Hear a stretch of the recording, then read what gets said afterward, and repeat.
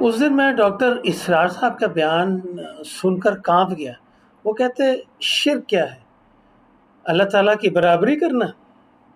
وہ کہتے صبح کا ٹائم ہے، ٹھنڈی ہوا ہے، اذان ہوئی، اللہ تعالیٰ نے آپ کو نماز کے لیے بلایا، سجدے کے لیے بلایا، اور آپ کے نفس نے کہا کہ ٹھنڈ بڑی ہے، یا میں رات کو لیٹ سویا ہوں، یا میں ٹھہر کے اٹھ جاتا ہوں۔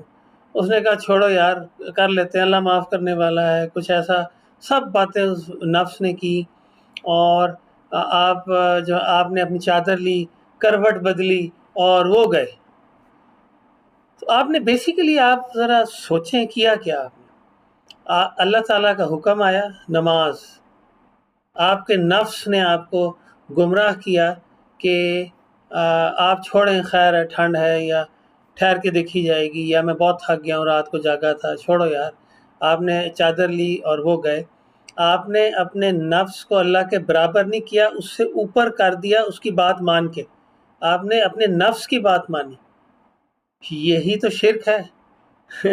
میں تو حیران رہ گیا ڈاکٹر اسرار صاحب، اللہ تعالیٰ ان کو جنت نصیب کرے، اور میں کانپ گیا۔ تو اللہ تعالیٰ ہمیں عمل کی توفیق عطا فرمائے۔ وہ ایک جگہ میں پڑھ رہا تھا، یا غالباً میں نے سنا ہے کہ اللہ تعالیٰ، دیکھیں کافروں کو بھی اللہ تعالیٰ دے رہا ہے، یہودیوں کو بھی دے رہا ہے، عہدے، پیسہ، دولت، اور جب اللہ تعالیٰ کسی سے ناراض ہوتا ہے نا تو سجدے کی توفیق اس سے چھین لیتا ہے۔ پیسہ، دولت تو ظاہر ہے کافروں کو بھی اللہ نے دیا ہے، تو سجدے کی یہ توفیق ہے۔ اس لیے آپ اپنے نفس کے خلاف، دیکھیں سب سے بڑا جہاد ہے یہ، اپنے نفس کے خلاف کسی بھی میٹر میں سٹینڈنگ لے لینا۔ یہ تو میں نے آپ کو ایک بات بتائی۔ اللہ تعالیٰ ہمیں عمل کی توفیق عطا فرمائے۔